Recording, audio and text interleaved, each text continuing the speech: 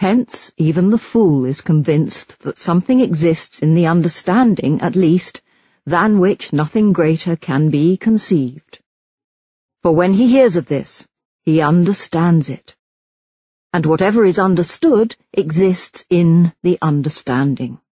And assuredly that, than which nothing greater can be conceived, cannot exist in the understanding alone. For suppose it exists in the understanding alone, then it can be conceived to exist in reality, which is greater.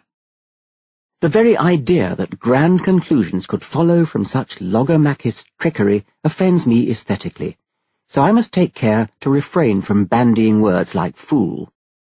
Bertrand Russell, no fool, interestingly said, "It is easier to feel convinced that the ontological argument must be fallacious than it is to find out precisely where the fallacy lies."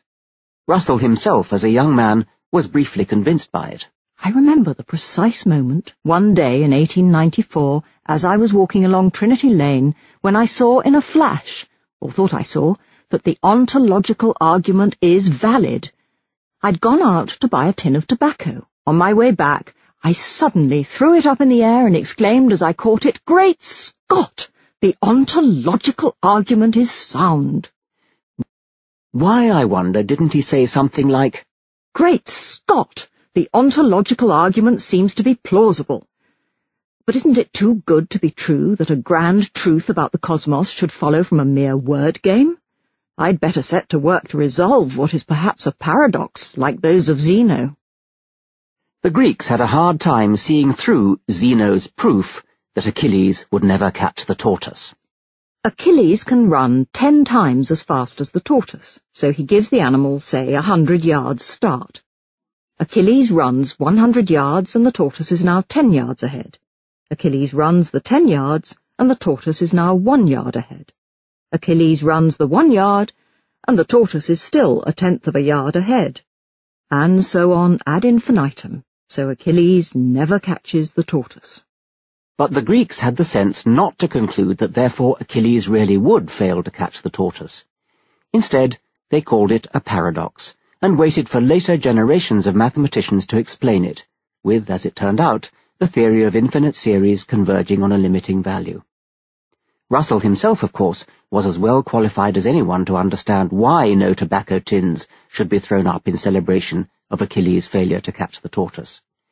Why didn't he exercise the same caution over St. Anselm? I suspect that he was an exaggeratedly fair-minded atheist, over-eager to be disillusioned if logic seemed to require it.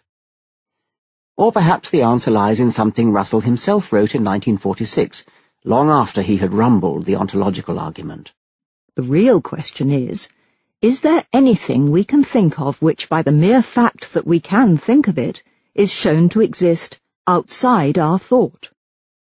Every philosopher would like to say yes, because a philosopher's job is to find out things about the world by thinking rather than observing. If yes is the right answer, there is a bridge from pure thought to things. If not, not. My own feeling to the contrary would have been an automatic deep suspicion of any line of reasoning that reached such a significant conclusion without feeding in a single piece of data from the real world. Perhaps that indicates no more than that I am a scientist rather than a philosopher. Philosophers down the centuries have indeed taken the ontological argument seriously, both for and against. The atheist philosopher J.L. Mackie gives a particularly clear discussion in The Miracle of Theism. I mean it as a compliment when I say that you could almost define a philosopher as someone who won't take common sense for an answer. The most definitive refutations of the ontological argument are usually attributed to the philosophers David Hume, 1711-76, and Immanuel Kant, 1724-1804. Kant identified the trick card up Anselm's sleeve as his slippery assumption that existence is more perfect than non-existence. The American philosopher Norman Malcolm put it like this: "The doctrine that existence is a perfection is remarkably queer. It makes sense and is true to say that my future house will be a better one if it is insulated than if it is not insulated, but what could it mean to say that it will be a better house if it exists than if it does not?" Another philosopher, the Australian Douglas Gasking, made the point with his ironic proof that God does not exist.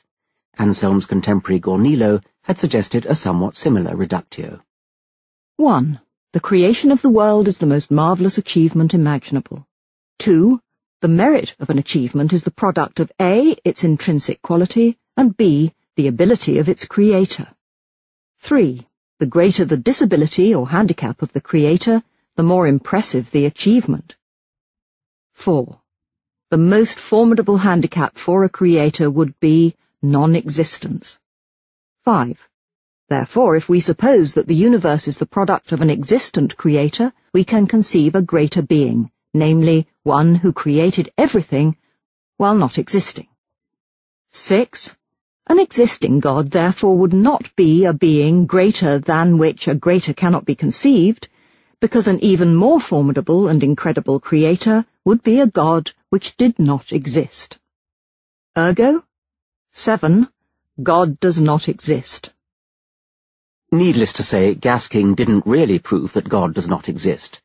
By the same token, Anselm didn't prove that he does. The only difference is, Gasking was being funny on purpose.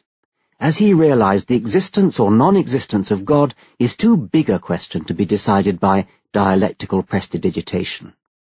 And I don't think the slippery use of existence as an indicator of perfection is the worst of the argument's problems. I've forgotten the details, but I once piqued a gathering of theologians and philosophers by adapting the ontological argument to prove that pigs can fly. They felt the need to resort to modal logic to prove that I was wrong. The ontological argument, like all a priori arguments for the existence of God, reminds me of the old man in Aldous Huxley's Point-Counterpoint, who discovered a mathematical proof of the existence of God.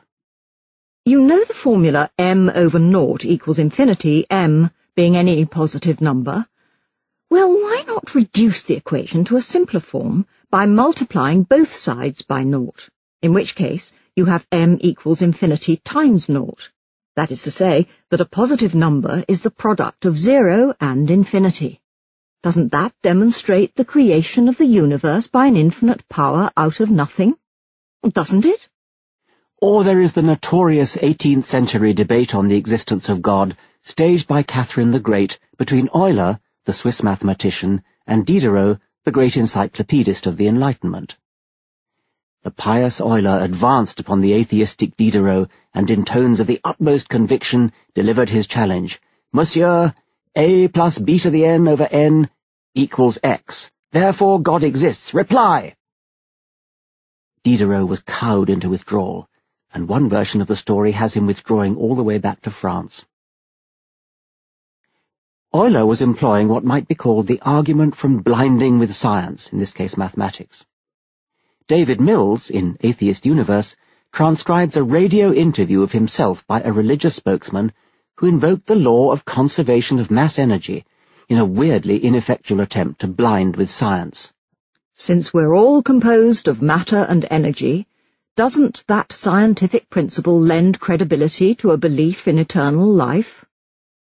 Mills replied more patiently and politely than I would have, for what the interviewer was saying, translated into English, was no more than, when we die, none of the atoms of our body and none of the energy are lost.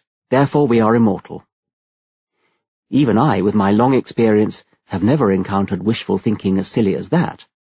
I have, however, met many of the wonderful proofs collected at the richly comic web page of over 300 proofs of God's existence. Here's a hilarious half-dozen, beginning with proof number 36. Argument from incomplete devastation. A plane crashed, killing 143 passengers and crew, but one child survived with only third-degree burns. Therefore God exists.